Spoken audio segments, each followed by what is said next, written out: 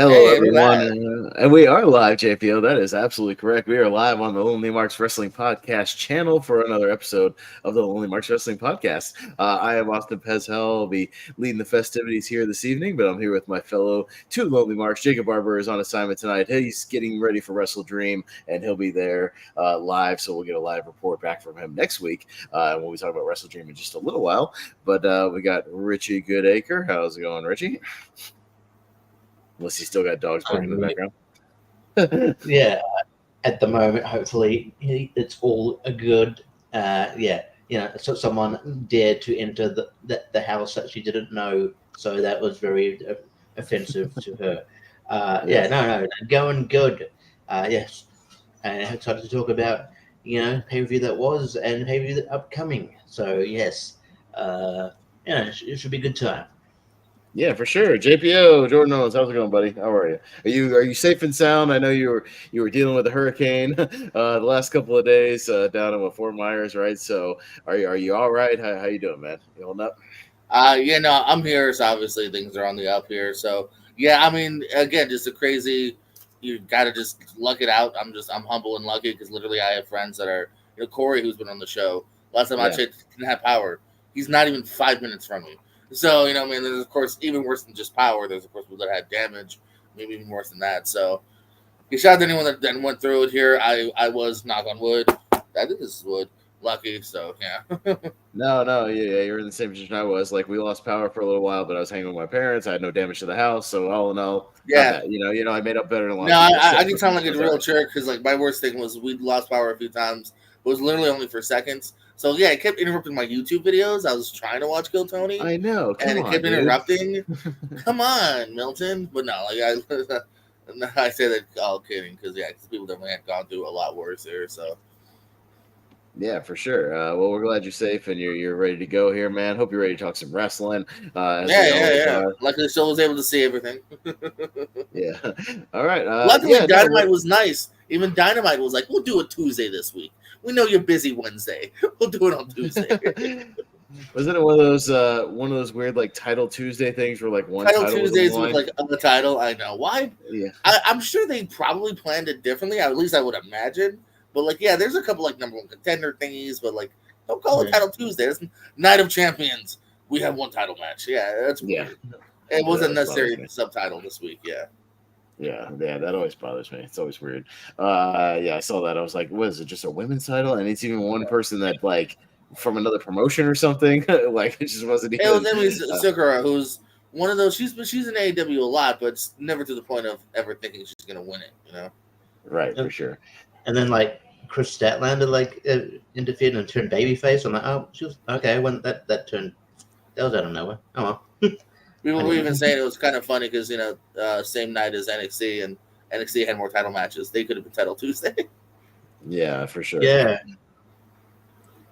No, it's all right. I mean, it was kind of a slow news week as far as there wasn't a whole lot of pressing issues. Like last week, we had the AEW TV deal was a really big thing. But I think most of the news kind of coming, was stuff coming out of Bad Blood, so we could kind of talk about it, during the actual Bad Blood portion if we want to, like we talked about pre-show, the stuff about Crown Jewel being announced. You got the Kevin Owens attack in the parking lot heel turn gimmick.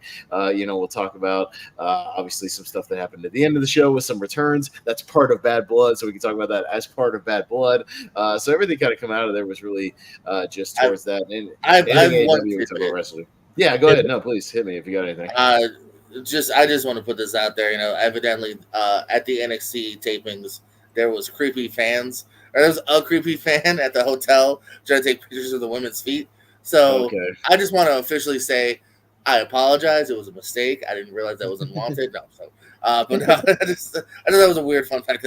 So creepy people, just stop being creepy. Come on, guys. Yeah.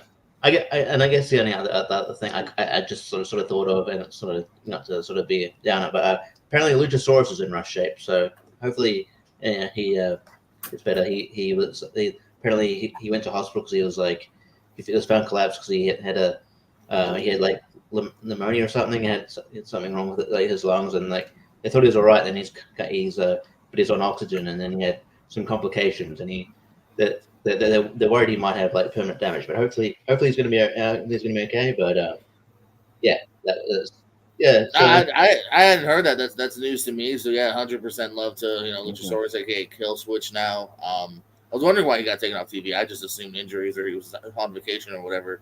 So yeah, you never know. Things like that can obviously, knock on wood, go for complete turnaround. Things like that can get rough though. I mean, we've lost people in the past due to things that you think are just Bray Wyatt kind of whatever, and then Brody Lee, more. Yeah, that's what I mean. It's got scary shades of that. Not to put that out in the ether, but it's got scary shades of that. Like I said, hopefully it's complete opposite. And we get Luchasaurus, aka Kill Switch, back on TV sooner or later.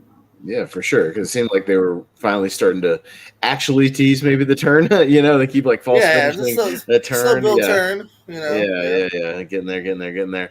But yeah, so kind of a slow news week. We'll kind of talk about some of the events, but we'll go and get into it. Let's talk a little bit about Bad Blood, which we had from Bad Blood, my favorite Taylor Swift song. Yeah, and 20 years after the last Bad Blood in 2004 with the Triple H Shawn Michaels Hell in a Cell, so kind of a good time anniversary to bring it back. And yeah, we had a featured Hell in a Cell, which we all found out when Richie said they pretty much announced that it was going to open the show. We were like, oh, that means somebody's coming back in the main segment. Like it has to be something big at the end. And there was. We'll talk about it in due time. But yeah, we'll go kind of match by match and talk about this bad boy. Another one of your 5-match specials, JPO. Another segment thrown in there, but a 5-matcher. But yeah, some of them got time. Case in point, the very opening matchup, as we talked about, CM Punk did defeat Drew McIntyre inside Hell in a Cell. And I think it lived up to the hype, man. I thought this was great. This was very bloody and brutal. Maybe not quite as, disturbingly brutal as some of the Swerve, Hangman matches, but I mean, brutal in that old school Hell in a Cell, like, just two guys beating the hell out of each other. It felt like a blood feud. There was blood in this blood feud. So I guess Drew McIntyre got busted open the hard way with that toolbox shot. Yeah, and it actually legit broke him open because he got the face pretty fast. Punk was bleeding all over the place. Using the tools, using the screwdrivers, the wrenches. Drew took that nasty bump into the side of the steel steps, the corner of that looked pretty nasty. That was gross. Good table spot on the outside. But yeah, this felt like a really legitimate blood feud. And I don't know about you guys, but it may be kind of a late year addition to the match of the year candidates. One of those match of the year candidates that doesn't involve Will Ospreay, which is always good. We need more of those. But yeah, we'll start with you, JPO. What'd you think of this Hell in a Cell match, man? I thought it was good, bloody, old school Hell in a Cell stuff here. I liked it a lot here. Yeah, this was I think the real bloody, I hate you match that we kind of wanted these two to have, and they've been building up to it, and they built up, and they finally had it here tonight. The pay-per-view is easily. And spoiler warning will peak right here, right now. We are at the best already here. I'm not complaining that it went on first, because obviously, spoilers leading to what did end it makes sense. I get it. But, as far as just quality-wise and, impact-wise, it was great. They bled more than enough, as far as, weapon-wise and whatnot. This is plenty. Yeah, these two had a great match. Yeah, no, like you said, this is one I wouldn't mind rewatching again sometime down the line. I liked it a lot. For sure. Yeah, Richie, what do you think of Hell in a Cell here? Yeah, this match ruled. And yeah, I like that we've gone back to, having Hell in a Cell when the feud necessitates it. And it's definitely necessitated Hell in a Cell. And you could definitely, they told a good story here. Especially at the end with the beads and stuff. Then they go to sleep. It was really good. Yeah, that when he missed the Claymore and hit his back on the thing, I'm like, oh my god, that was gnarly. He's probably, I know, Punk on Raw said he was banged up, but it's like, man, I'm sure you are, but Drew's probably, I don't know, I feel like Drew maybe got worse for wear here. I would like to point out, but my prediction didn't come true, but almost. Ethan Page was on Raw, kind of wanting to see him, but so somewhat there was follow up, somewhat. I know that I watched it and I went, Richie's gonna say he was close. You weren't that close, but yeah, I'm glad he was on Raw. there was some follow up to NXT, which usually. So, but yeah, it was yeah, a great match here. We'll get to it. My guess is CM Punk's taking a break because he doesn't want to go to Saudi Arabia. That's my thing. But yeah, really good match. And yes, it does peak here, but yeah. No, I mean, I think him and Drew could both take a break from actual pay-per-view matches realistically until Royal Rumble if they wanted to. You know what I mean? They could both still have a match here and there. But they could take a little break a little bit. They both earned it. And yeah, could both come back for the Rumble in some capacity, whether actually in the Rumble or a match at the Rumble, something like that. I'm sure they'll come back. Yeah, because Survivor Series will have, more of a focus on the other big feud, in the company right now, that the main event necessitated. So that's okay. If they took a little break from that, and we'll see. Yeah, but they both earned it for sure, and laid it all on line here. Great match. Yeah, and I like the fact that a real small note too is once again, just like CM Punk getting to WrestleMania, once again bumped by The Rock. The guy cannot catch a break. Yes, yeah. Hey, Dwayne was in the main event. That's right. Yes, and not to spoil the ending, but I think we all know where we're going. So I thought it was just funny again. Like, oh yeah, The Rock keeps bumping the guy. Goddamn. Yeah, but you know what? He had the last laugh because he had the match of the night. You know what? So and honestly, when people think of this pay per view, I think they're gonna remember this match. So he may have won the war as far as that goes. So yeah, and yeah, like you said, I'm just glad Hell in a Cell is kind of back to being an important match, that necessitates build. I hated when we had just a Hell in a Cell pay-per-view with multiple Hell in a Cell matches that, ones that did not need it, did not need the stipulation. It felt old school, like when back in the day, it'd have like one a year, maybe two if you had a brand split thing, and maybe, there was a Raw one, some point in the year and a SmackDown one, something like that. But, like when it was like a 1 year thing and it felt special. So hopefully, I'm sure we'll get another one in the future, but yeah, if it feels right, I'm all about it. But yeah, do like one a year, make it special. Yeah, some feud would literally start in the Hell in a Cell. You're like, what? That doesn't work. That makes no sense. But yeah, I mean, if they do another one next year and it's a feud that builds to it and it's fine, I'm fine with that. So keep it special and I'll be happy. But we went from a very, very high to I think a very, very low, maybe the low part of the pay-per-view, unfortunately, right afterwards. And yeah, I liked their previous match. I'll say that. The SummerSlam match, I thought they had a good match there, and a surprisingly good one. I think Nia Jax had been doing pretty well, but man, this match was pretty bad. This match was very clunky. Very clunky. You might see some spots of this on the next Botchamania. I think there was some really clunky stuff here. I just was not as into this one. I thought Nia Jax kind of went back to some of her old ways here. That did not look as good. We did get another tease of Tiffany Stratton coming in to maybe cash in, but this time she got caught. And then Nia Jax would be stupid if they didn't follow up this with why else would you be in the ring with your briefcase if you weren't about to cash in? Otherwise you're an idiot. She gets caught. She doesn't actually cash in, but then she goes on to defeat Bayley. Richie, what do you think of this matchup here? I thought, obviously, I think Bayley really tried, but there was, just as clunky spots here. I just thought, I think Nia will still be sort of on that sort of short list where we go talk about most improved, just because I do appreciate that she's sort of trying to expand her move arsenal sort of thing. But that's cool. But in saying that, she's expanding it by doing moves she probably can't do. That Hurricane Rhino spot was that was bad. That was ugly. I'm like, the announcers didn't even know what happened. I'm like, what was? Oh, she tried to go for a Hurricane she'd counter it in a Hurricane Rhino. It didn't really work. Didn't look that great. Okay. It's cool that they built. I mean, I like when Nia Jax set up like Kane or Undertaker, then caught Tiffany. But I kind of I feel like the crowd really wanted the cash in here. The crowd were really hyped for Tiffany. It's just sort of I don't know, whimper. But I'm guessing hopefully they'll pull the trigger soon, and Tiffany will probably be a baby face. So I don't know. Yeah, this match was not great, but Bayley tried. She's great, and I thought she was going to do they teased the powerbomb spot again, but then what? But work out. But it's probably I'd say it's probably the worst match on the show, to be honest. Yeah, most likely. JPO, what did you think of this one here? I gotta think about Works Master, but yeah, maybe. Yeah, no, this is where we take a little bit of a dip here. Not a little bit of a dip, yeah, we a couple levels dipped here. From match of the year to okay, this could have been on SmackDown. And in fact, and to speak on like the 5 match / structure thing too is like I don't know. I almost felt like did this. It just did. This also didn't move the level any too. Like you know what I mean. Like we just saw again. Tiffany kind of teased it, and Nia retained, and it just felt even on like a story level.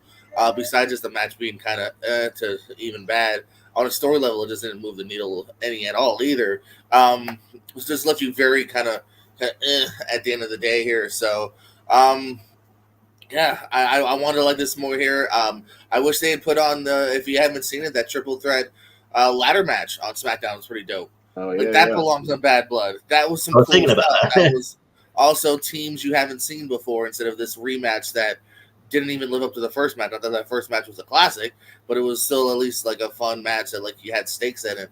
This is just a lesser rematch to have a rematch. Like I don't know, it's one of those pay per view structuring. Like I don't want to sound cornetty here, but like it's just because they want more women matches on the card. Like I don't know, just it didn't seem like it belonged in the end. Well, I think you could, like you said, you could have had a women's match, but also, like you said, showcase a tag team match and have that ladder match on here. The crowd would have been into that. Like even with the bloodline retaining, like that's fine, but like, yeah, showcase the tag teams a little bit on pay-per-view, please. Please. All right. Do something.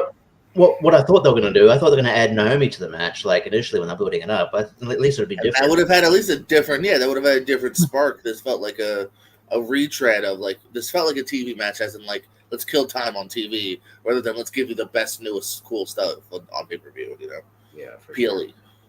Yeah, so not the best here, not the best. A little better of a step up here, although maybe some people would argue maybe a great Raw match overall. But still, I thought this was a pretty good match. But with the outcome, I disagree with.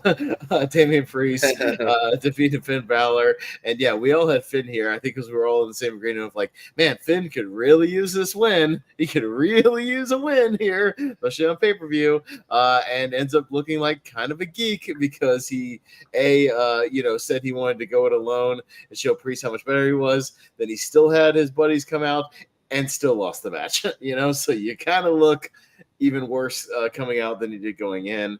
But still, the actual match content I thought was good. I thought these guys, beat the hell out of each other. They had a pretty good match.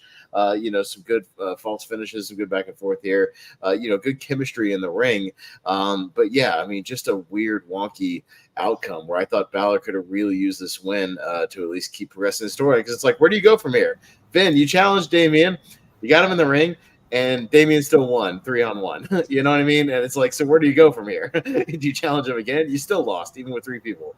But yeah, JPO, what do you think? You agree with me? Am I off base? I don't even have that much more to add. You kind of hit the notes I had in my mind here of like the match itself is not bad here, and I think it belongs as far as the storyline goes on a pay per view here. It's been built up obviously over literally a couple of years now.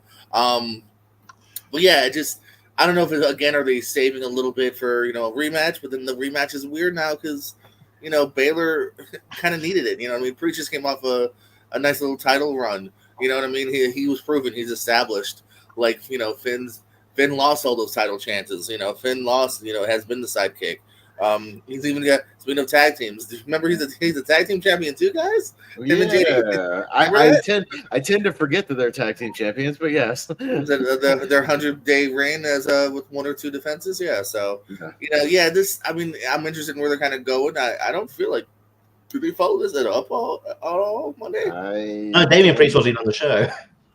Yeah, so I'm really curious now because they really didn't. So yeah, I don't know.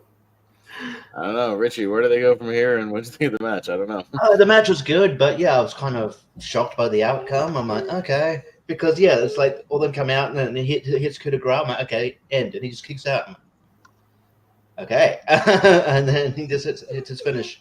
And I'm like, and I feel like the New Judgment Day are in danger of being kind of geeks. So hopefully, they do something to salvage them because Finn needs win. I feel like Finn could use like a main event push. Maybe at some point the title run, but he's sort of it's hard to sort of take him seriously when he keeps losing. So and he's still really good in his age. So just disappointing booking. So I don't know what they're thinking. For sure. Yes, we know. Finn should have won. We know. Even your dog doesn't fan the booking. Yeah, it's just like Finn should have won. Yeah, yes, we were aware. And speaking of weird booking and an awkward return that nobody seemed to either know or care about, and a botched finish, and another step down. Rhea Ripley. I looked on the Wikipedia. Apparently defeated Liv Morgan via DQ. Although I don't think that was supposed to be the finish of this one. We'll talk about it because they have this match. Again, they have good chemistry. They were having a pretty good match. Dominic was doing his thing in the shark cage, acting all scared and weird. I did scream in terror when he fell out of the cage and then got hung by the chain. Yeah, because he was about to fall on the top of his head. Yeah, and then it just yanked his leg, and I went, "Oh my god!" I screamed out loud watching it. Luckily he hung there. And I guess it was supposed to be a spot where he's like a human pinata. He Rhea grabs a kendo stick. Referee doesn't care. In fact, quite encourages it. This referee, this weird, really biased officiating. You can literally hear him say, like, Rhea goes, I'll be back in just a minute. And the referee goes, don't worry, you deserve it. I'm like, what the fuck? Yeah, that's quite the unbiased officiating, Mr. Referee. But as they're over with Dominic, Raquel Rodriguez makes her debut to nothing. As the crowd, I think, either forgot who she was, or couldn't tell who she was, or just didn't care. I don't know. I'll get you guys' opinion on what you thought the crowd was, but boy, did this return end in deafening silence.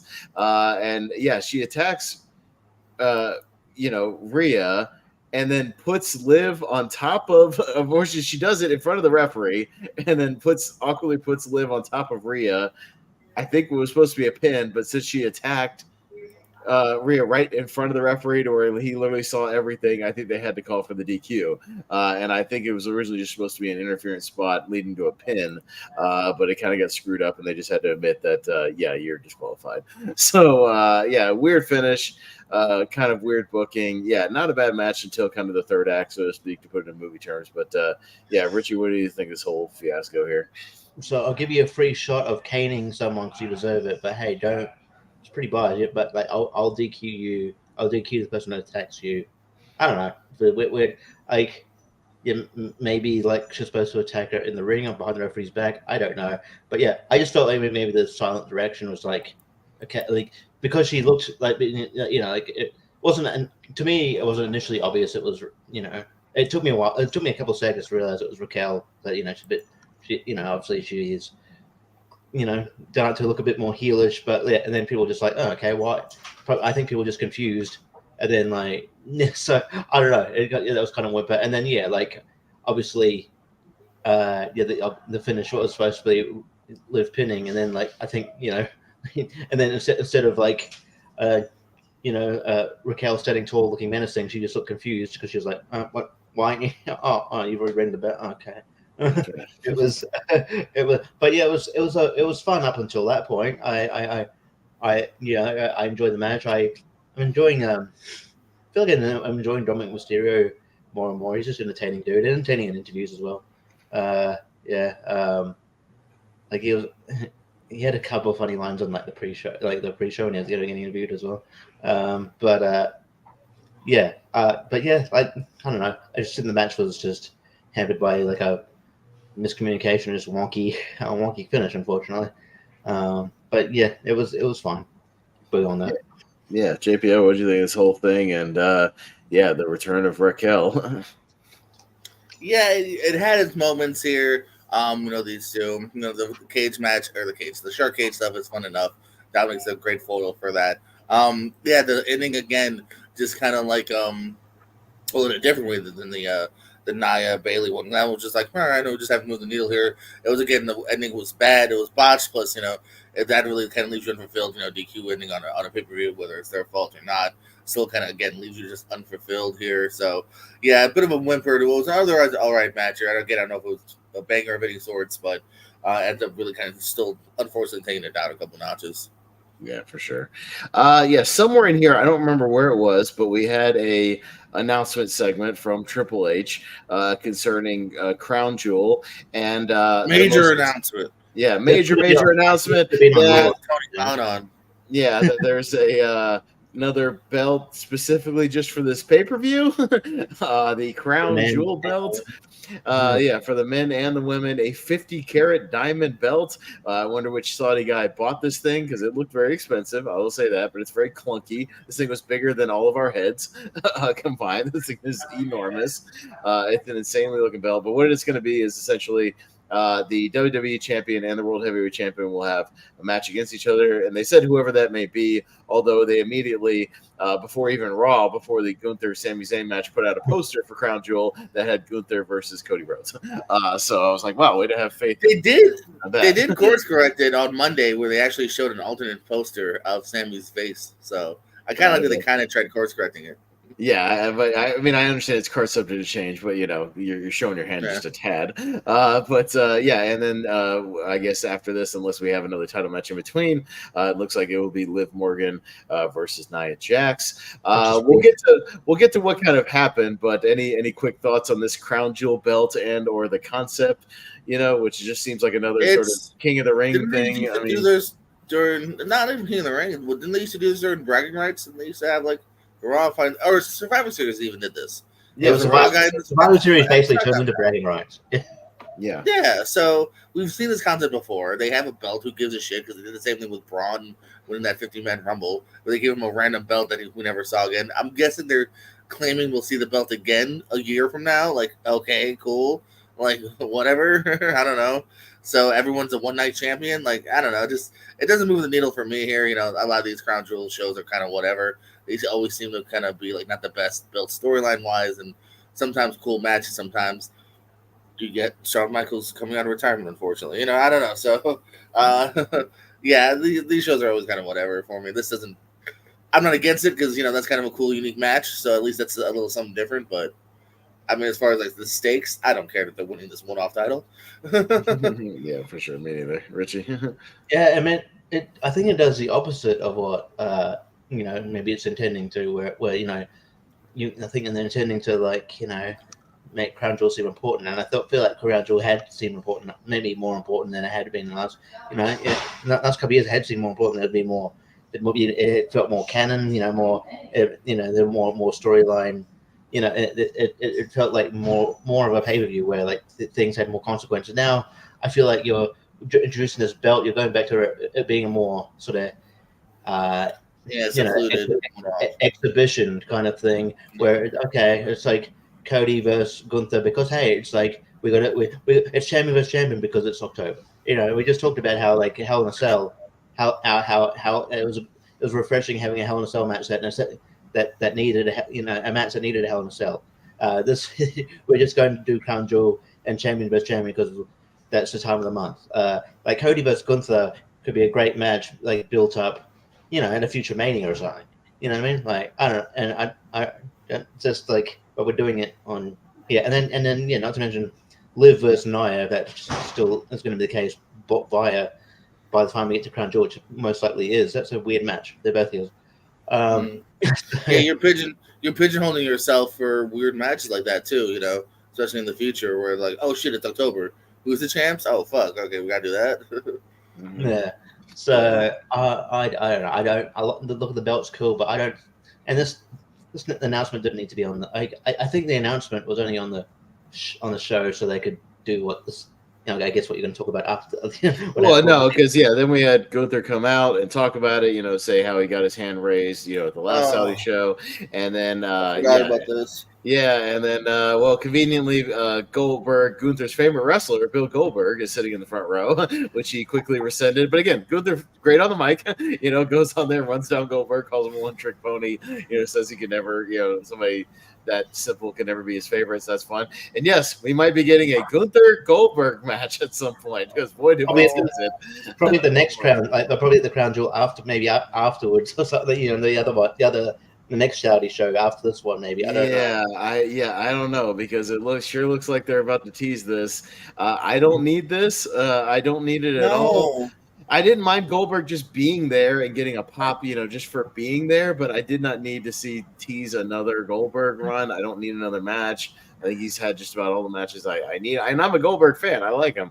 But, I don't know. JPO, yeah, you're rolling your eyes pretty hard. What do you? No, What I don't want this. I don't want this. Gunther deserves better. Give him real matches here. What do you Yeah. do with Goldberg? You know what I mean? Like, what was it? I'll look it up. What was his longest match? 4 minutes, 6 minutes during that last run. You know what I mean? Like, the dude's past it, and it's not like he was necessarily even the greatest guy before that. Like, no, I remember one time when I was a big DVD buyer. His new like 3-disc set came out. So I was like, "You getting that 3-disc set?" And I was like, "No, all the matches are the same. Like, give me once you've seen 3 Goldberg matches, you've seen what Goldberg can do. Like the end.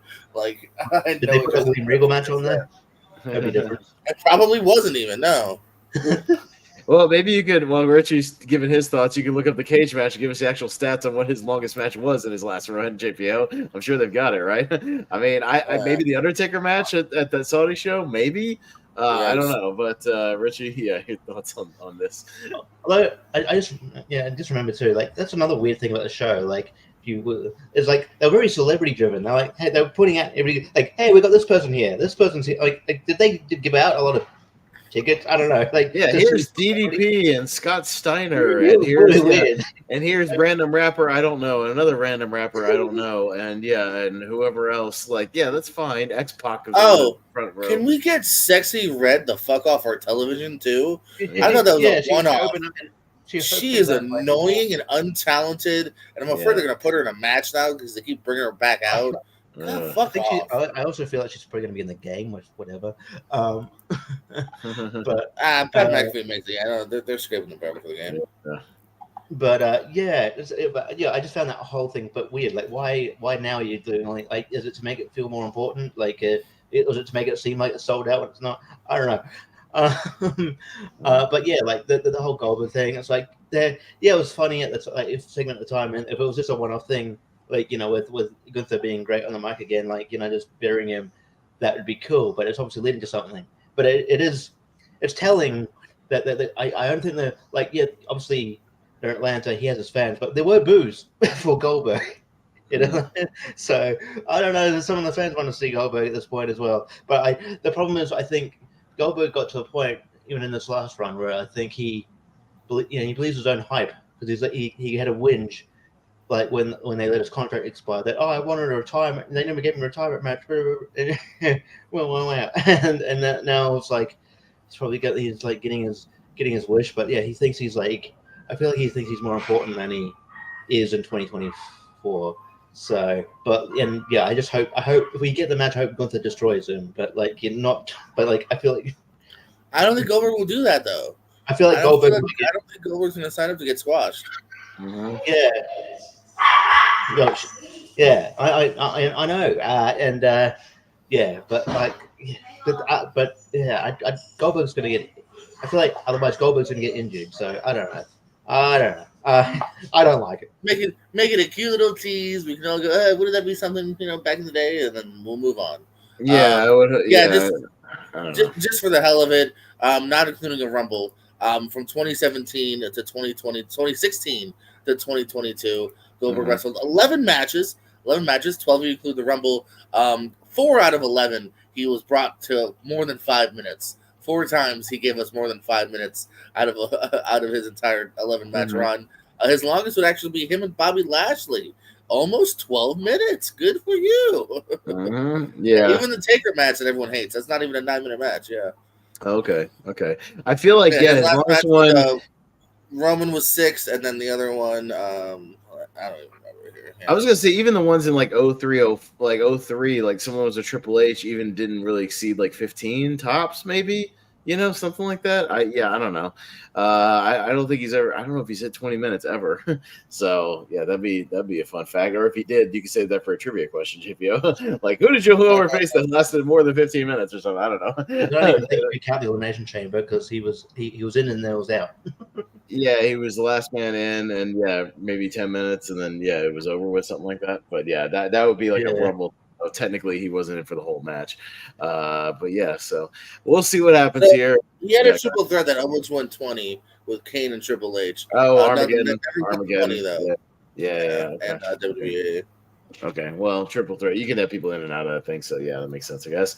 But speaking of longer matches, we did get to our main event. we had Cody Rhodes and Roman Reigns defeating the bloodline of Solo Sikoa and Jacob Fatu. A lot of stalling in this one for the first 5-6 minutes. It was funny. I was watching it with my girl, and I went, Cody got that first kind of big tag, and I said, oh, no. This is going to be the false hot tag because we still got to get Roman the real hot tag. And then sure enough, that's exactly what happened. They put the key heat on Cody for a little while, and then finally got, Roman kind of the big hot tag. But to be fair, crowd was into Cody, crowd was into Roman, really into Roman. He was definitely kind of the star here. They've done a good job of making him a star since he came back. So kudos to them for, making him kind of the big baby face right now. So we had some stuff. I thought Jacob looked great. Solo looked boring as usual, but Jacob looked really good every time he was in there. He just eclipses them. Jacob's just got all the charisma, and Solo just has not much of it at all. And but it'll be great when Jacob finally turns on him next year. That'll be really good. But that'll be something. Cody hit the nice kind of frog splash through the announce table. That looked pretty good. And then we got our first of two sort of returns tonight. We finally got the return of Jimmy Uso we've been waiting on. So we finally got him kind of coming out from under the ring, which if you noticed in the Bad Blood, the Hell in a Cell match, there was a monitor under there. So you knew somebody was coming out from under there because otherwise that's the only reason they put monitors under the ring. You can kind of see it as if somebody's kind of hanging out there for a little while. So it was Jimmy Uso kind of under a hood and a mask. He comes back, gives a couple super kicks and allows Roman to kind of get the final spear. And then, but speaking of the final thing, then the final boss appeared and we got an appearance of The Rock post-match.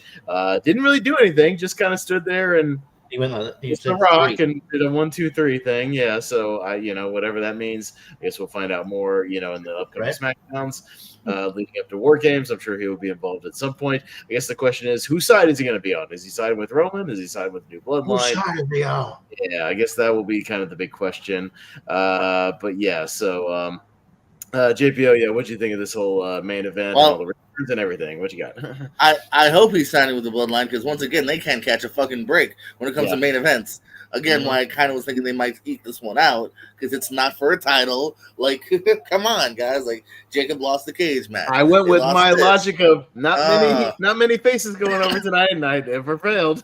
So there you go. And now it worked out here. Oh, and by the way, weird side fact too. I just had to hammer in on Goldberg. Never once went over 20, as far as I could tell, at least on pay-per-view. So I doubt on TV. That 19-minute match is the longest I could find. And then a 17-minute WCW match, stun gun ladder match with Scott Hall went over 17. I'm sure that was full of shenanigans. But anyway, as for this here, again, I think maybe just because the moments outweigh the match, is again kind of almost felt like a good SmackDown match to me, and maybe not a great main event, but a good match nonetheless. It was a good tag match. I did enjoy it. I don't know if this again really moves the needle a lot. Even The Rock, I was like, all right, nope, that's it. All right, he's gone. I was more excited for Jimmy Uso in the end because at least he got involved and he looked excited and shit to be there. So, and who knows when we'll see The Rock next? I wouldn't be surprised if we don't even see him, for a few more weeks or whatever. They just bring him back out in November to hype up Survivor Series and whatnot. So, but hopefully we'll get more with Jimmy on Friday. So that'd be cool here. So yeah, liked it. Didn't love it or anything to write too much home about, but good enough. Well, also don't forget on a couple of SmackDowns, you could have Paul Heyman come back at some point as well on a SmackDown. You could have him introduce somebody or be involved and somehow on the microphone because he can come back on a SmackDown. That'd be a good pop, for a SmackDown to cut promo, and do his thing because it's been enough time since the table bump. He can come back and he'll be all right. But yeah, Richie, what do you think of this main event and all the shenanigans that followed? Yeah. I think this was defender of Solo. I think he's talented enough, but this was probably the first time where I'm like, yeah, you're boring. You're not bad or anything, but just that I get, but Jacob just surpasses you. It's almost like it's so much. It's not funny, but I like the match. There's a lot going on. But I don't know. I thought there was part of me that thought the Bloodline needed to win here. I did like the sort of dick measuring contest at the start with Cody and Roman, where Cody came out with a marching band and then Roman came out with they were playing opera. A Philharmonic orchestra that wasn't playing their instruments. That was weird. Yeah, even the one lady playing the percussion drums wasn't actually playing and was laughing because she was trying to pretend to play and she wasn't actually playing. Which I caught immediately. And the marching band sounded like shit, by the way. Yeah, So, no, it's just like, okay. yeah. But yeah, so and yeah, and it was weird. Like when I guess the announcers had to act dumb, and they're like, "Oh, that guy in the mask just kicked the Tomatonga," and I'm like, "Yeah, you mean the guy that took the build and frame of Jimmy Uso?" and, yeah, but yeah, but yeah, it was a good match. Again, yeah, I would have. I don't know. I thought that this could have gone first, and then I understand the star power. This could have gone first, and the Hell in a Cell could have gone last. But whatever. Yeah, they don't I want don't people think to you're. forget I don't about think you're gonna have The Rock pop out after match one though. That's I that's get, what, I like, get it. even I kind of get it, because believe me, as a huge Punk fan, as a huge fan of that match, like there's not many things where I would say, yeah, that makes sense to go last, because I think easily match quality wise, yeah, Punk and Drew, but the moments and the star power in the future, hopefully, I get it. Yeah.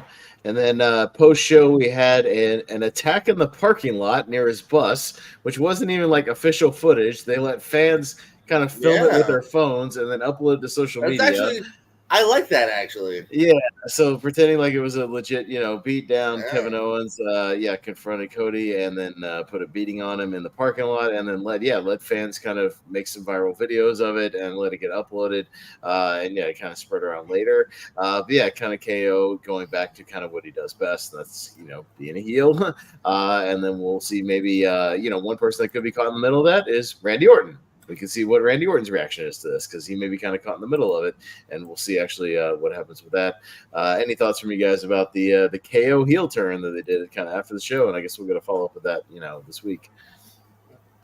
Yeah, I just sort of like JPO was just saying. I think it's unique. I like it. You don't see that very often. It's usually, obviously we saw that this, we knew it was going to happen, but I thought, oh, it's probably going to happen on TV, like your regular heel turn. But so yeah, I like how it was just like an extra nugget of information. Like just found out on social media. Oh, like Kim. They did it like after the show. That's cool. And then they wanted like a viral moment. I think that was a unique way to do it. It's like you need to, it's just you need to make things different sometimes. And I thought that was really well done. So I do. I feel for Kevin Owens too, because like he's had so many title shots, and every time he goes for a title shot, I'm like, he ain't winning. And I still feel that way when he goes for the next title shot. I wish he would be champion again. Apparently his contract might be up soon. I don't know if he resigns, but I live in hope that maybe one day if he resigns, they said he will be champion one day again. But yeah, he's not beating Cody. But yes, this segment was good. Yeah, for sure. That was Bad Blood. So any kind of final thoughts, maybe a score out of 10, what would you give the return of Bad Blood, JPO? Your kind of final thoughts, and then maybe a quick score. This is a hard one to score, because there's some high highs, some kind of low lows, nothing like next level dreadful, but like, man, it's a mixed thing here, man. If this would easily be like a C, I think, if it wasn't for the fact that we also had a match of the year. So I don't love the rest. I'll still give it a B. Like I said, there's that one great match to go out of your way for. Some other stuff that is at least kind of story driven. So if it wasn't for that one match, it would be lower. But I'll B, because of the first match is great. Yeah, we're doing are we doing A, B, and C now? 1 out of 10. I don't know. What did we do? Just you tell me. I don't remember what we did. Letters. Well, what's a B out of 10? A 7.5, maybe 7, something like that. Okay, fine. No, I'll do that then. Whatever. Just remind me. No, that's so good. I just wanted to know. Yeah, for doing that, that's cool. An even 7. Yeah. Yeah, an even 7. No, 7 sounds about right. Richie. Might be a bit harsh. Obviously the Hell in a Cell match was great, but yeah, the rest of the stuff was just sort of middling, but when you have a match of the year candidate, you can't really say it's too bad, but it's sort of without that match, if it was just another match, it would be like it'd be kind of like almost just a really forgettable show, to be fair, beyond like The Rock's appearance. So I'm probably gonna go 6.5, which is about probably I'll go I'll go B minus there. Six. Hey, we're doing numbers. Yeah. No, I mean, a perfectly entertaining and watchable pay-per-view. I think maybe a step up from the Owens, like you said, because we did actually have a legitimate like match of the year candidate on this show, which definitely elevates things whenever you have something like that. I would probably be in the sort of 6.5 category because there was still good moments throughout the show, and still a couple of good matches. And the main event, shenanigans. It was definitely, one of those, kind of overbooked, WWE style main events, but the moments are still fun, and then the crowd seemed to enjoy it. So I'll go a strong 6.5 or so, something like that. But definitely go out of your way to watch Hell in a Cell. It was great if you did not see it, so check that out. JPO, let's get to some predictions. You are the prediction man, and let's do it. So introduce us to Wrestledream here tonight. What we got going on? Right? We got All Elite Wrestling's Wrestledream, and they're up in Barber's area. Here, look at those mountain tops here. It almost looks like a Bob Ross painting for sense for pro wrestling. But it's I believe 8 o'clock, 7 o'clock pre-show. Because in fact, for once, is that the first one? On the 0 hour will be Atlantis Jr. defending that ROH TV title against Brian Cage. Kind of a rare, very early announced 0 hour match here. We'll start at the bottom, so we'll go with me here. Again, not watching too much recent Ring of Honor. I usually just subscribe during kind of like the weeks leading up to an actual Ring of Honor pay-per-view. I get my money's worth. I'll go Brian Cage just because I almost kind of, maybe I'll just use the logic of like, I doubt Atlantis is full time in the States now, so maybe they need to get it off him. Give it a guy that's around. I don't know. Cage, Richie. One thing that they're weirdly building this as like Brian Cage's like maybe last chance to win the big one, and I'm like, I don't know if like television title's cool, but you got more info than I do. Than that. I know, but it's like television title. No. Again, the thing is television title, but I feel like that line is probably makes more sense if he's going for like the world championship. You know what I mean? Like if he's like the number one contender for the AEW championship. But I don't know why I don't really know why it's the last chance. I don't know. I mean, but yeah. But with that context, I'll go with Brian Cage because and also from your logic, I don't know if Atlantis is signed. I'm actually surprised he won the title in the first place. Yeah, that felt random because Fletcher had it, which made sense and then didn't for long. Pez, Atlantis Jr. or the Swolverine. I don't know who Atlantis Jr. is, so none of us do. I don't know. So since it's a pre-show match, I'll say there's just a retention of a title. So I'll say Atlantis. I have no concept or background for this. That's all I'll go with. That's all I got. No, that is absolutely fair. Maybe you retain, maybe not. We shall see. Richie, you had Cage, right? Huh? Yeah. Okay. Yeah, me and Richie agree on Cage. But the Ring of Honor won't stop there, y'all. Because Mark Briscoe is defending it against Chris Jericho. Don't forget, former Ring of Honor champion. Richie is the learning tree. And look at all the trees behind him. Walking away with the title. Or is the Kentucky Chicken, what do they call him? I don't know. Mark Briscoe, who's winning? This is tough because I feel like Jericho has sort of like, does have influence with, maybe his booking and he should win and stuff. So I wouldn't be surprised. Basically I think Mark Briscoe should win, but I think there's a chance that Jericho is going to win. I'll go Jericho, but I hope I'm wrong. Oh, hey guys, we got a new champion according to Richie. Pez, you agree? No, I think Mark Briscoe retains it. He could really use a big win, so especially on a pay-per-view. So I'll say Mark goes over and looks stronger. I'm going to agree with Pez here. We've seen a Jericho run already. Like we've been there, we've done that. So I'm just kind of hoping this is just a matter of like, hey guys, you know what it is? It's that time of the month. It's a pay-per-view. Jericho needs a match. Well, who's around? Who haven't we done yet? Oh, Mark Briscoe, that'd be fun. So I'm hoping Briscoe retains. Did you have the other? Did you have the other pre-show match, JPO? I did not. What do you got? So apparently it's also been announced the Acclaimed versus MXM. Oh, I do have that. Is that a pre-show? I just didn't have that on the pre-show then. Okay. Yeah. We'll get there. We'll get there. No worries. I was just checking. Yeah, that has been announced as well. Okay, might be. That makes sense, and that's a pre-show. Then that means at the moment we have 9 main and 2 pre, because I believe we're at 11. Yes. Darby Allin and Brody King. I believe we've actually seen this before, I want to say. But Pez, who's getting it on Saturday? Yeah, was this match like a year ago or something? Yeah, I seem to recall like a Dynamite match, maybe. Yeah, between these two. Saw these two fight. Yeah, it was good. Which is that's a good thing that I remember that. I believe it was a fun match. Right.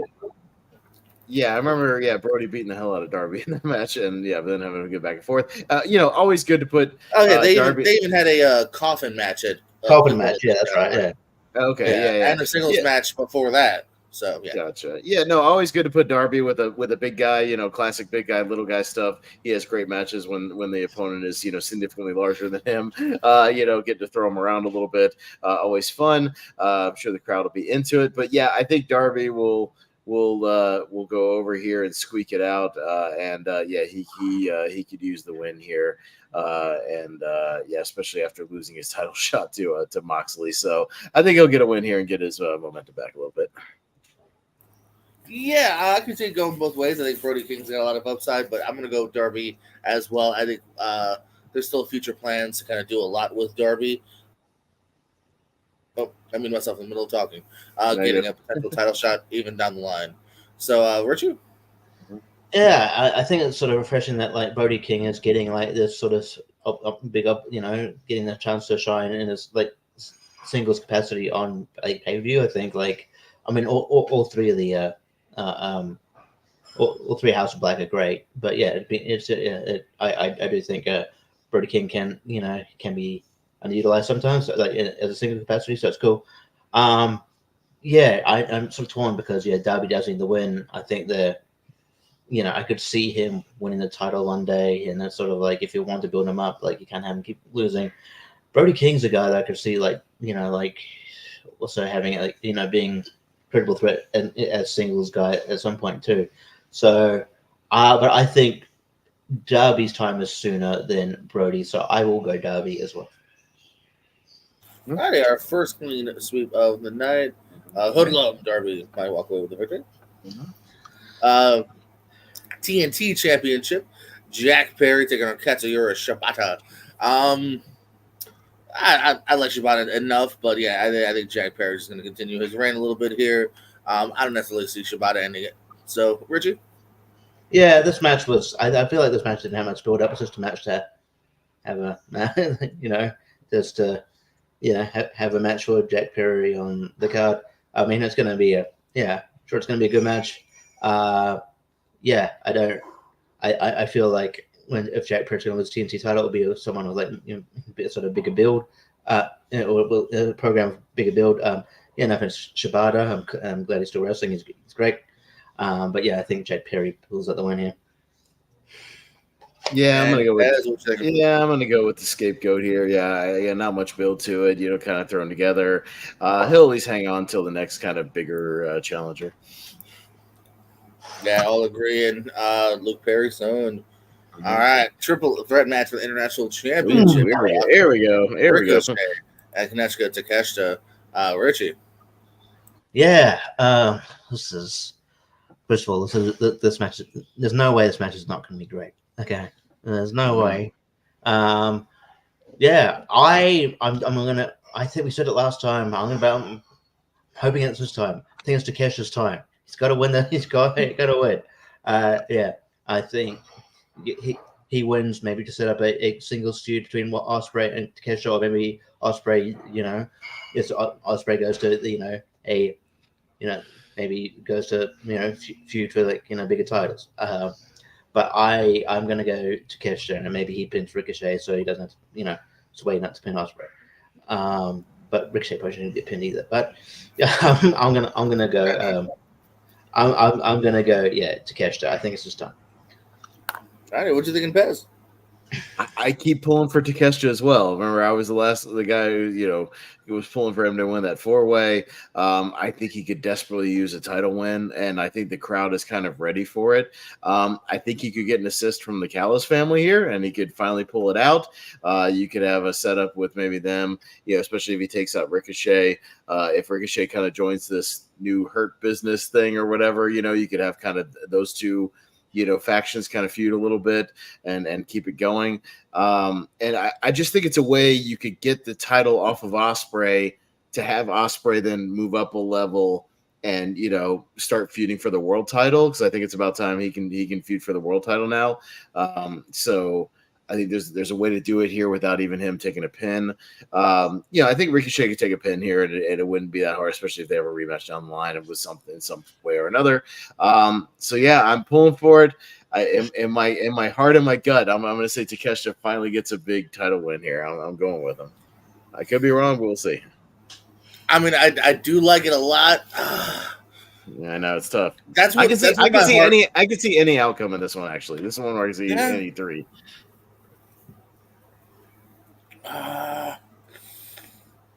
I'm gonna go. Yeah, actually, it's funny that you said that too. Because now my mind, I can make a claim for all three here. If it was like a debate show and I had to I was giving a random person, I could do it. I'm gonna say Ricochet takes it. I'm gonna say give it to the new guy here. Maybe that continues Takeshita and Will maybe on the side. I don't know. I'm not even confident, but I'm just gonna say Ricochet just be a little different. Well, we do have all the same outcome in that Will Ospreay's losing that title in this 3-way, so that's what we're saying. Yeah, and then watch Will watch Will win and just and just for the world title anyways. Yeah. Part of my logic too is I don't necessarily think many other titles, if any, will change. But let's see if you disagree on that though. Do you think Private Party will take away the tag titles? Pez? I think Private Party has a 0% chance of beating the Bucks tonight because I think it's kind of thrown together last minute. So this is the one I'm almost the most 100% confident on this one. I think the Bucks retain here. I mean, I see them being a possibility, but again, kind of like Jack Perry, if it was built maybe a little bit longer, a little bit better, maybe actually even more than Shibata. But because it does kind of feel like, all right, pay-per-view's coming up. What do we got? Mm-hmm. Any Private Party I've been using a while. Good for them. Let's give them a rub.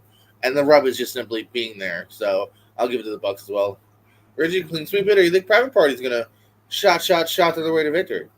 No, I think I just think there's going to be like a bigger team and bigger build up for Young Bucks to lose the titles. I don't know what that means, because Kenny Omega's kind of intimated that he'll come back after the Bucks when he comes back. Maybe he teams with Kota Ibushi or something. I don't know. Also, Nick Jackson looks weird on that photo. I don't know. He looks weird on that photo. But yeah, I think they have a good match. They've had great matches in the past, but and I would like Private Party to win the titles eventually, but not at WrestleDream. So yeah, but. Private Party dreams are squished as far as we think so. Mm-hmm. Women's championship in the line: Mariah May, Willow Nightingale. I will go back down to me. I wouldn't mind Private Party win the title someday. I really want Willow to win the title back someday. Don't think it's now with Mariah. I feel like they're still kind of high on Mariah, so I'm gonna say Mariah May retains. Richie. Yeah, I am kind of getting it. I love I do like the women's division in AEW, but I am getting a bit over the same.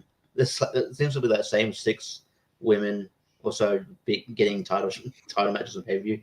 It is. I mean, no disrespect to Willow, I like her a lot, but yeah. I'm sure this match is gonna be great though. But yeah, I think it's too early in Mariah May's reign to have her lose. I actually think you'll probably get a rematch between her and Toni Storm before she loses the title as well. So. Yeah, I think it's too soon, so I'm going to go Mariah May. All righty, Pez. Did Willow win that street fight again? I'm trying to remember. She didn't. She didn't. Okay. All right, so that's weird that she's getting title shot. She won a 4-way a couple days ago. Yeah, it was meant to be her and Britt. It was meant to be her and Britt Baker, but Britt Baker's that's probably another news. Britt Baker. Yeah. Yeah, I think Mariah will keep it here, even though it seems like she's losing steam without Tony Storm on the other side of her, to feud with. So I think they should get back to that sooner rather than later. But yeah, I'll go Mariah. I can see that being the very next feud. Yeah. That also feels like that's another reason I was kind of thinking that doesn't feel done to me. So Yeah. So yeah, I think we're all in agreement. Much as we got love for Willow, Mariah may retain it. Hangman and a Page against Jay White. I think fucking both heels. I don't know. Richie, who we got? Yeah, who's the babyface in this match? I think Jay White. I think the Bang Bang Gang are weird baby faces, but they're baby faces nonetheless. Okay. All right. But yeah, this is tough too because it's like we managed to make it at this point because Hangman's actually got some great momentum here. I could see him actually being a critical threat to the babyface champion down the line very soon. But Jay White just came back, so where do you go from here? I don't think I just don't think they should be. I don't think Hangman should be losing yet. I think I think they have a great match, and Jay White can still look great, but I think Hangman should win here. So I'm gonna go Hangman. Bez.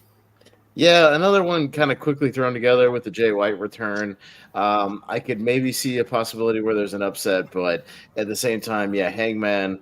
I'm enjoying the new character, kind of, his sort of violent streak here. And yeah, he won the match with Swerve, the unsanctioned match, or well, I guess unofficially or whatever, but still, you know what I mean? But yeah, he's got the kind of momentum right now, and I don't see them killing it here. So I'll stick with the Hangman. Yeah, this is an odd one here. You both already said kind of like why both could kind of get it. Maybe just because Hangman has always been kind of the bigger star, and I still think there's some, he just had a nice win against Jeff Jarrett.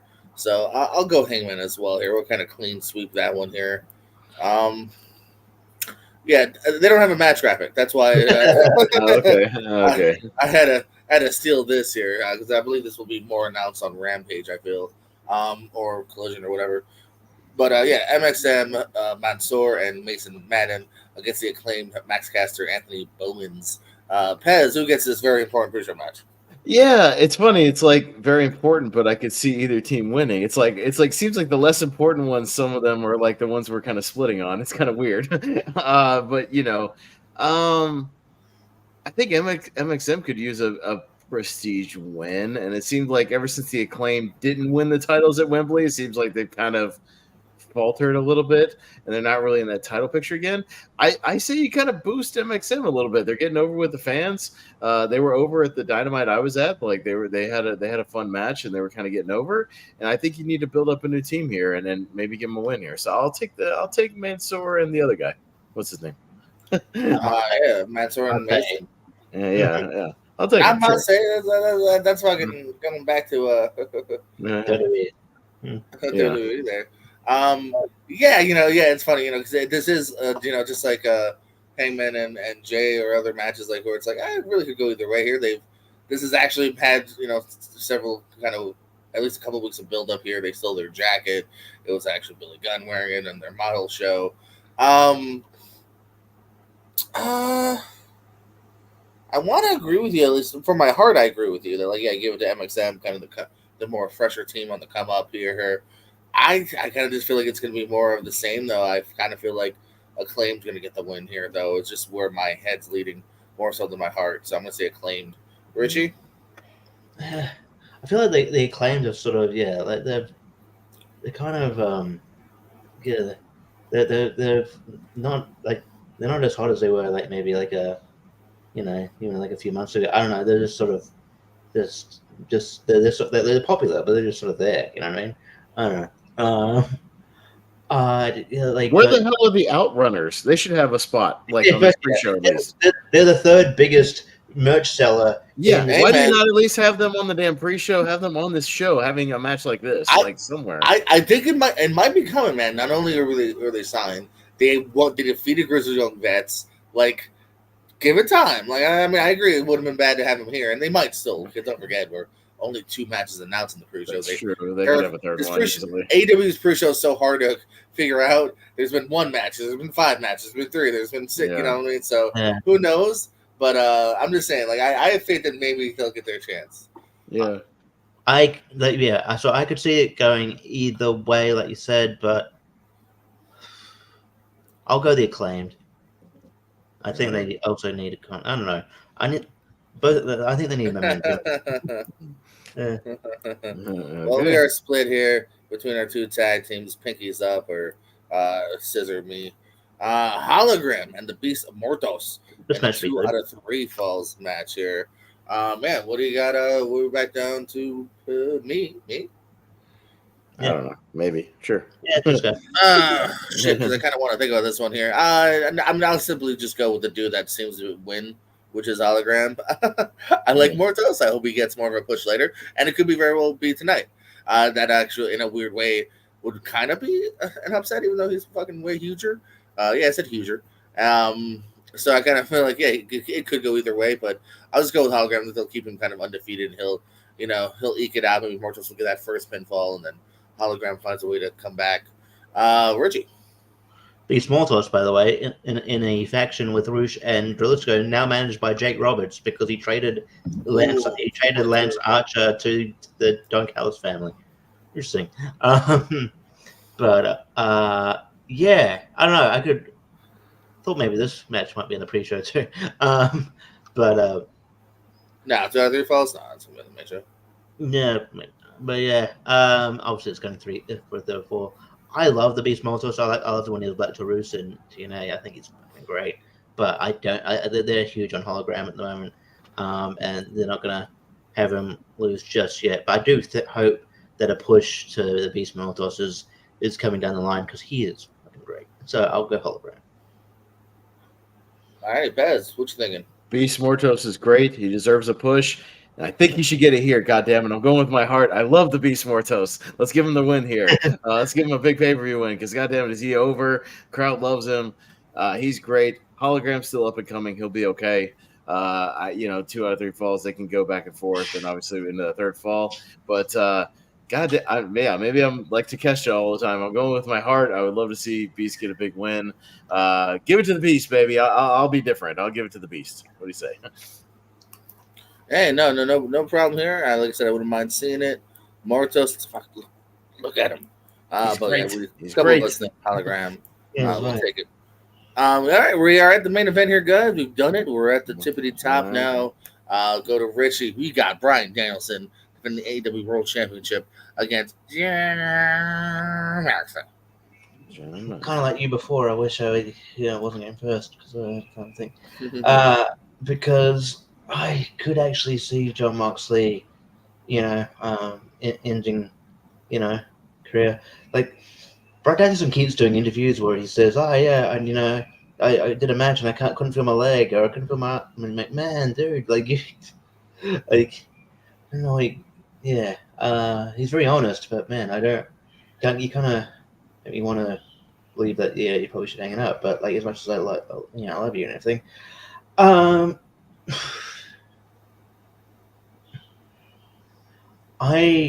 I'd like to think that that Bryan Danielson would probably lose it to someone who maybe needs a title more than Moxley does.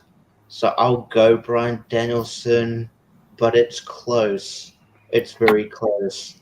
I could see it going either way. I'll go Bryan Danielson. He says it's close. Is it close to you, Bez? I think Moxley takes it back here. I think he takes it back. Danielson needs some time off. He won the big one. He's working hurt constantly. I think you could have Moxley take it, be kind of this violent, unstable sort of champion. Open him up for some other challengers to step up, i.e. a Will Ospreay, i.e. a Swerve Strickland, somebody who could match his violence like Swerve, who could bring that same level when he needs to. Ospreay can match the intensity as well, and we could get those matches. So I hate to say it, people of Washington, but you might see your champion go down tonight. I'm going with Moxley. What do I say to that, Pez? I say no. I also do say it's quite possible Possible. I can see that. But now I'm gonna go Danielson here. I just don't think. Yeah, he's hurt. One, it's wrestling. He might be over exaggerating. Two, that's what wrestlers do. Maybe they wrestle hurt, and that's what Danielson does. I just don't know if we're gonna end it just 1 month. No good defenses on pay-per-view. Like, come on. So I don't know. I'm gonna go Danielson retains here. But he loves Moxley. Moxley's had that title a couple times. So. And they are just starting that whole like we're taking over, we're fucking violent, blah blah blah. I'm Russell Crowe and Romper Stomper. That's what he's doing. And I said this a couple days ago, nothing happened, but I'm going to say it again. I don't fucking trust Wheeler Yuta. Don't trust Yuta. Yeah, that's what I'm saying. Yuta could definitely turn on him and cost him the title too, man. And like. I can see that. Could be faking it. Maybe go with Shane McMahon might come out. Who the fuck knows? Give in to the fucking pressure of joining the BCC, for good. I don't know. We could see it. To be fair, Brian was a bit of a dick. Sorry, Brian was a bit of a dick on Dynamite, where like Yuta's hurt and Brian was too busy going. Yeah, I'm going to celebrate for a bit. Yeah, you'll be right, buddy. Anyway, but yeah. So Sorry. You go. I'm done. Oh, okay, couldn't tell. No, another just interesting note that you can see on this little extra graphic here. Swerve Strickland is announced to appear, making his return. So we'll see what that kind of leads to. They've been teasing already that MVP and Shelton Benjamin are kind of looking to take him away from Prince Nana. So maybe we'll see some more of that quite possibly. So yeah, just another kind of interesting note that will at least be an appearance by Swerve here. But still, like I said, I think it's still going to be an interesting match, interesting show here. That triple threat should kill it. That main event should actually be really good too. Like despite how we feel about all Moxley does, I think him and Danielson will actually have like a really good match here. And the other one should be some fun stuff too. Like even Jericho and Mark Briscoe still kind of intrigues me. Even though as much as we're kind of lukewarm on Jericho from time to time. All right. Well, there you go. Thank you, JPO, for pulling those graphics as always. Certainly appreciate it, buddy. You are the prediction man, the prediction machine, the cage match man, the cage match machine, whatever you want to call it. And AEW, you got to dig, man. AEW does not give it to you in one source. Yeah, right. They said the WWE was websites, man. They pop them right up, ready to go. Yeah, nice and convenient. AEW, you got to do a little bit of researching. Yeah, right. But you know where to find them. So appreciate that. Thank you so much. Just a little bit of business to take care of related to Bad Blood. With only 3 points, I did win the predictions on Bad Blood, so I got a big win. I predicted Nia, Cody and Roman, and Punk. That sucked. Yeah. But again, to be fair, I think we were all supposed to get a point for Liv, but the finish got screwed up. So, but technically on the books, Rhea won by DQ, so she did get the technical win. So we all lost that one. We all had Finn. So 2 clean sweeps there, or dirty sweeps, I should say. So we got that. But I believe Richie still wants to do his draft of the master face painted wrestlers. So I have a layout if you'd like. So next week. We can review Wrestledream, and since we said that draft might be like 15 instead of 20, something like that, just because we might run out of people fairly quickly. We can maybe do that next week if you want to, Richie. Do your little draft that you wanted to do, but yeah, maybe do like 15-ish. Spots, and I think we can scrap up 60 total. Masked and or face painted wrestlers. I've got a rough draft of like 70 right now, my thing, so we got it covered, and I'm sure we could dig even deeper. But we'll do that maybe just as kind of a mini draft, and then I'll pull out one of my retro shows or so. We gotta have a dead week after that on the 24th, so I think that would be a good time to we could do just one of my goofy retro. We've already done a Russo show, so it's gonna be something good. Something good. Okay, I'll try to get something good. So it might be a Halloween Havoc or something, maybe a good one, or some other October related show. We'll see. Maybe they did some one-off goofy thing somewhere. I don't know. We'll figure it out, and then and then it'll be. We may have to go on a different night or something. We'll see, because the following one, Halloween, is on a Thursday, so we may want to take Halloween off. Maybe we'll do it the day before or something. We'll talk about it. But that one will just be Crown Jewel predictions and or news, so we could do that, at any point that week, something like that. So, so a little bit lighter week coming up. After Wrestledream, we'll have a little time before Survivor Series. I'm sure we'll end up doing a retro Survivor Series for that show at some point. But yeah, just Crown Jewel in between. When's Full Gear? Is that late November as well, something like that? November sometime. I think it's. Let's see the Full Gear 2024. What's the date on that one? 23rd. So yeah, it's towards the end of the month. Oh yeah, so we'll have that and Survivor Series kind of We're back more than to a back. month away from this. Yeah, we'll have those back in late November. So we'll have a little time. Whoever wins the Wrestledream predictions can do something in between there. Same with Crown Jewel. So we'll have some time to just do some one-off shows and do some fun stuff in between. So yeah, where is Full Gear this year? Full Gear is back in Orlando, is it not? Or is that Revolution? That's World's End. Oh, I'm sorry. Yeah, that's World's End is Orlando. Let's see. That is in Newark, New Jersey. Is Full Gear. Yeah, that's not the wrestling trivia I know. I don't give a shit. Yeah, I know there's an Orlando show. Yeah, that's the one at the end of the year, I think, because they did that at the UCF Arena, I think, last time. So, I think they're back at the UCF Arena down there, so that makes sense. But yeah, so that'll do it for tonight. Yeah, we'll do our Wrestledream review. I'll be grabbing that stream on Saturday night for anybody who wants to join in. You guys can all join in if you like the invitation. Jacob will be there in person, so he'll bring us a little live report from that, so that should be fun. Let us know all the ins and outs of what was going on, and then we'll do that draft that Richie's wanted to do, kind of in honor of Halloween-ish. Wrestlers who wear masks and or cover their face with face paint. So we could do that. We'll do a little fun mini draft. That'll be fun. Some good ones there. So we'll dig deep. I've already dug deep. I got a good rough draft going. Should be a lot of fun. Let's wrap it up there. Just a little shorter show tonight. Kind of a lighter news week. But JPO, what you got going on? Unfortunately, I don't know. I don't think our tag team title match seems to be in jeopardy because somebody getting deployed to Nick in the Woods. I was gonna try to message him and go, I mean, can you do it sometime in December? As long as we get it in before the end of the year, I guess it doesn't matter. Yeah. Right. We're in jeopardy because we have 3 out of the 4 ready to go. 2 options. Yeah. Uh-huh. Scott finds a new partner. Yes. Or we win by the forfeit. I don't know. I don't know what a third option would be.